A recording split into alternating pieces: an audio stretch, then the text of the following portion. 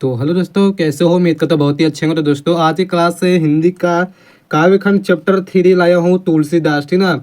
ये पद कहानी है दोस्तों, तुलसीदास के बारे में हम पढ़ने वाले हैं और बहुत ही महत्वपूर्ण ऑब्जेक्टिव कहलाता है तुलसीदास के बारे में। तो और आप सब लोग इस वीडियो को पूरा वॉचिंग करना है और वीडियो के अंत तक बने रहना है। ठीक ना?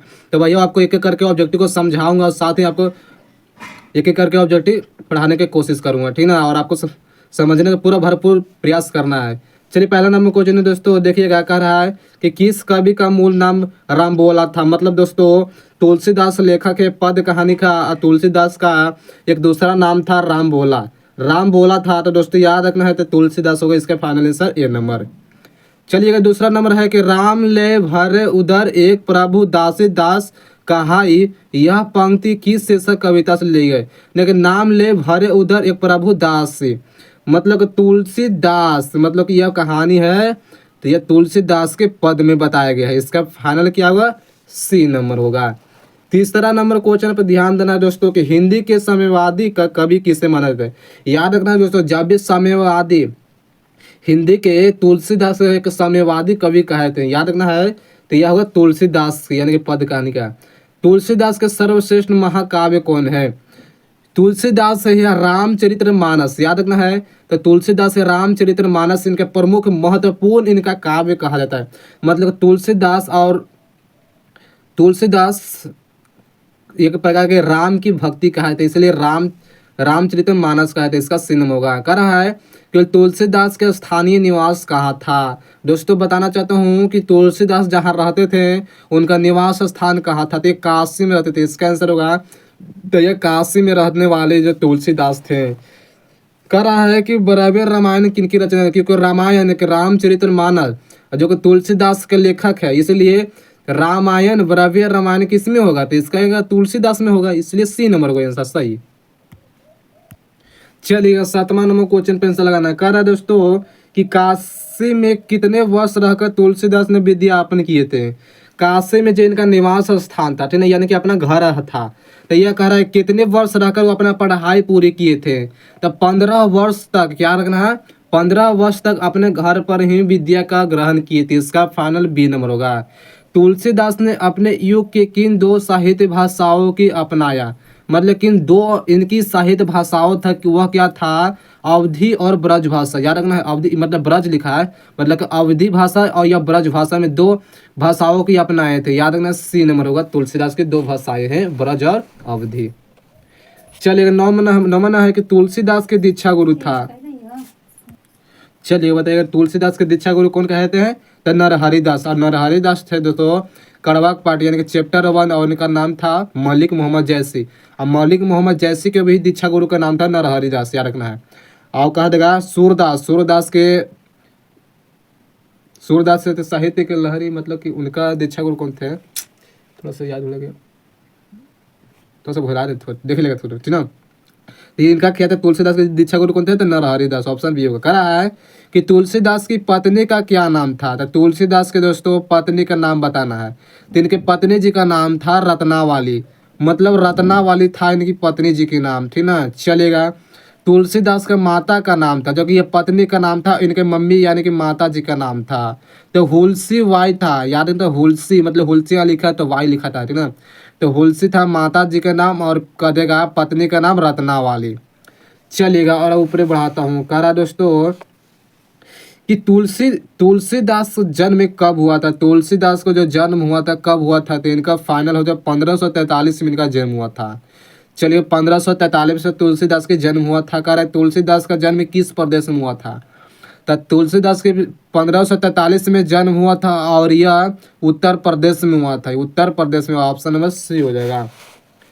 चलिएगा, और 14 नंबर है कि रामचरितमानस किसकी रचना। बताया था रामचरितमानस एक तुलसीदास की ही रचना है, तुलसीदास की रचना है। कह रहा है कि तुलसीदास किस शाखा के कवि है। तो तुलसीदास है दोस्तों यह राम मार्गी की, क्योंकि प्रेम मार्गी के कवि कौन थे? मतलब कि जैसे जी थे। और कृष्ण मार्गी कौन थे? सूरदास थे, ठीक ना। सूरदास थे कृष्ण मार्गी, और राम मार्गी कौन है? तो तुलसीदास। याद रखना, प्रेम मार्गी, प्रेम का पीर कौन कवि कहते हैं? तो वह थे मलिक मोहम्मद जैसे दी, और राम मार्गी तुलसीदास। चलिए याद रखना है, ठीक ना। ऑप्शन नंबर ये होगा। कहते गीतावली किसकी रचना है? 16 नंबर की गीतावली दोस्तों है तुलसीदास की रचना। गीतावली तुलसीदास की रचना है। चलिएगा और 17 नंबर क्वेश्चन है, देखिएगा कि तुलसीदास किस चीज की भूख थी? तुलसीदास की यह भक्ति की, क्योंकि यह एक बार के राम की भक्त थे, इसलिए भक्ति की यह चीज का भूख था। गोस्वामी तुलसीदास हिंदी कैसी महाकाव्य है? गोस्वामी तुलसीदास हिंदी का एक प्रकार की जातीय महाकाव्य है, ठीक ना। गोस्वामी तुलसीदास हिंदी का एक जातीय महाकवि कहा जाते हैं, ऑप्शन ही होगा। तुलसीदास के प्रथम पद में किस स्तुति की है? प्रथम पद में तो सीता जी को, ठीक ना। प्रथम पद में मतलब कि तुलसीदास ने राम से ना कहकर सीता से क्यों कहते? यह क्वेश्चन है सब्जेक्टिव में, यह तो इस तरह से बोलता है, इसलिए सीता जी से बोलते हैं। ऑप्शन नंबर सी हो जाएगा। चलिएगा और 20 नंबर क्वेश्चन है कि तुलसीदास दोनों पदों में किस रस की व्यंजना? तुलसीदास दोनों पदों में किस रस की व्यंजना है? तो भक्ति रस, ठीक ना। एक बार भक्ति रस की, ऑप्शन नंबर बी। वत्साला रस कहेगा, यह सतअति मतलब सूरदास के वत्साला रस है। करा दोस्तों, अरे थोड़ा सा दोस्तों लाइन कट गया था, उसे थोड़ा सा बंद हो गया, ठीक है। थोड़ा क्योंकि घर में थोड़ा हमारे यहाँ अंधेरा था, इसलिए थोड़ा सा लाइट जलाकर जैसे वीडियो बनाते हैं, ठीक ना। चलिए देखिएगा, करा दोस्तों 21 नंबर क्वेश्चन में थे ना पहले। करा तुलसीदास ने प्रथम पद में अपना परिचय किस रूप में दिया था? तो इसका सीता दास के रूप में, याद रखना। ऑप्शन नंबर डी होगा, सीता दास के रूप में अपना परिचय पहला किया था। चलिएगा 22 नंबर क्वेश्चन देखना है, क्या कर रहा है दोस्तों कि कमडुक के अब अवसर पाई में अब संबोधन किसके लिए है? तो यह है दोस्तों सीता के लिए, याद रखना। ऑप्शन नंबर होगा कि निम्न में से कौन सी रचना तुलसीदास की है? चलिए 23 नंबर है, 23 के आंसर लगाना है कि निम्नलिखित में से रचना तुलसीदास की है। दोहावाली है दोस्तों तुलसीदास के रचा हुआ। कौन सी रचना तुलसीदास की है? तो तुलसीदास विनय पत्रिका, याद रखना विनय पत्रिका है, तुलसीदास के द्वारा लिखा गया है। 25 नंबर क्वेश्चन पे आंसर लगाना है कि कौन सी रचना तुलसीदास की नहीं है, बताना है कि कौन से जो तुलसीदास की रचना नहीं कहता है। चलेगा आखिरी कलल है जो तुलसीदास की नहीं है। चलेगा कविता वाली की रचना है तो तुलसीदास की है, याद रखना है। करा दोस्तों कि हनुमान क्या 27 नंबर, हाँ, कि हनुमान वाहु के को तुलसीदास को किस कृति का एक अंग माना जाता है? तो कविता वाली के लिए ऑप्शन क्या होगा? बी नंबर हो जाएगा। चलिएगा 28 के आंसर लगाना है कि रामचरितमानस की प्रधान रस है, थोड़ा सा हमें टरा हुआ है, बोल दे रहे हम कि रामचरितमानस की प्रधान रस है तो भक्ति रस, याद रखना है। रामचरितमानस यानी तुलसीदास के द्वारा एक प्रकार के भक्त थे, इसलिए भक्ति रस कहता है। निम्नलिखित में से रामचरितमानस क्या है?